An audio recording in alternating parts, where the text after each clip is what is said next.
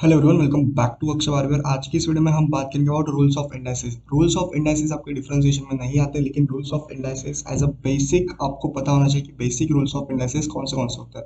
सो बिना किसी तरीके की शुरुआत करते हैं। और अगर आपको एमएसटीसीटी के लिए hand written notes, mock test सब कुछ अवेलेबल है, हमारे ग्रुप पर मॉक टेस्ट भी चालू है, तो आप ज्वाइन कर सकते हैं। Link is in the description below.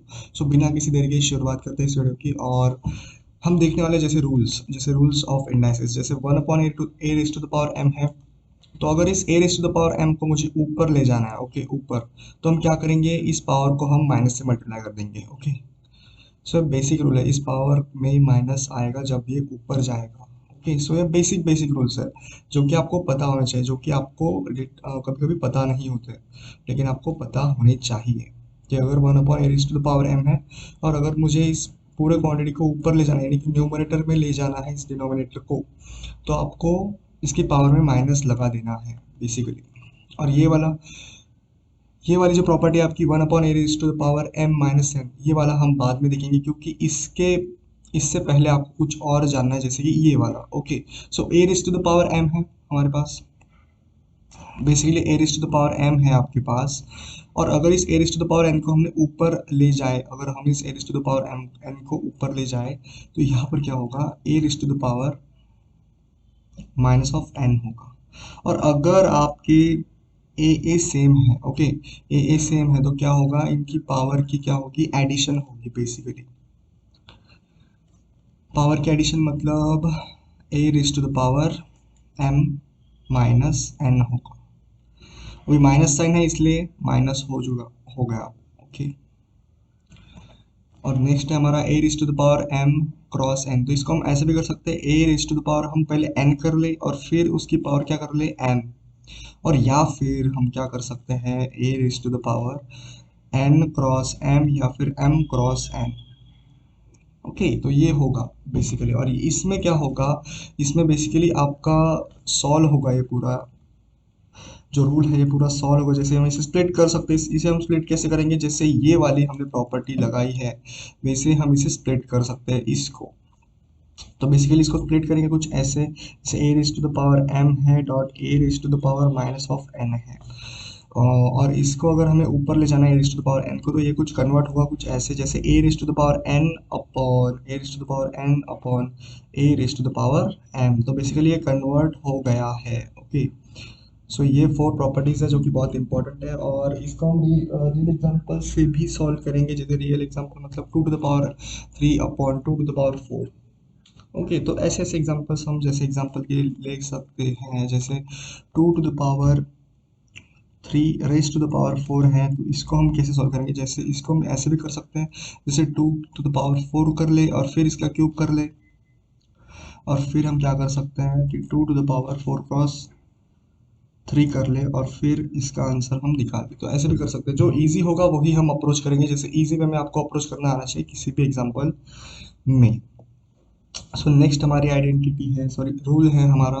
So next rule है हमारा, a raise to the power m है अगर, और b रेज और dot b raise to the power m है, तो इनकी पावर सेम है, तो इनका मल्टीप्लिकेशन हम ऐसे कर सकते हैं, जैसे a b raise to the power m। Okay, तो एक एग्जांपल देखते हैं, जैसे जैसे एग्जांपल हम देखेंगे, जैसे 2 टू द पावर 4 है डॉट 3 टू द पावर 4 है।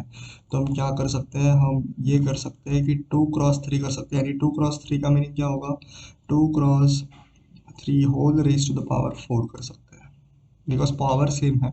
तो 6 रेज टू द पावर 4 जो होगा और ये वाला जो होगा, ये दोनों सेम आएंगे आपके आंसर।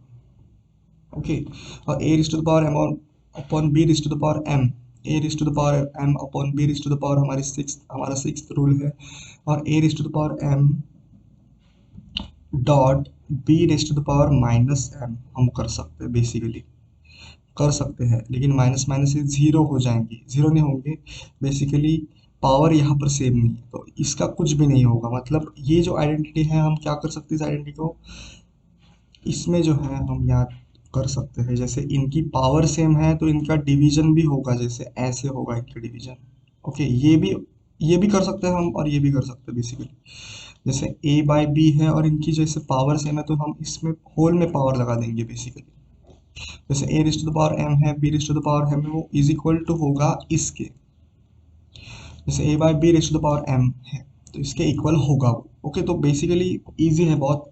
और आगे हम देखेंगे जैसे जैसे पाई स्क्वायर की वैल्यू, पाई स्क्वायर की वैल्यू हमारी क्या आती है, जैसे पाई स्क्वायर की वैल्यू हमारी आती है, आप सभी को पता होगा, तो वो जो कि आती है 9.81, जो कि अप्रॉक्स बराबर होती है 10 के बराबर। और 10 टू द पावर जीरो कितना होता है, anything raise to the power zero will be 1। 1 upon infinity कितना होता है, जीरो होता है। 100 raise to the power zero, okay 100 raise to the power zero 1। One upon infinity raise to the power zero, one upon infinity कितना होता है, zero, और zero raise to the power zero which is nothing but one. Zero raise to the power zero one होगा, infinity raise to the power zero one होगा, pi raise to the power pi raise to the power one, ये कितना होता है हमारा 3.14 into 10 into sorry, और ये हमारा और में होगा, और 22/7।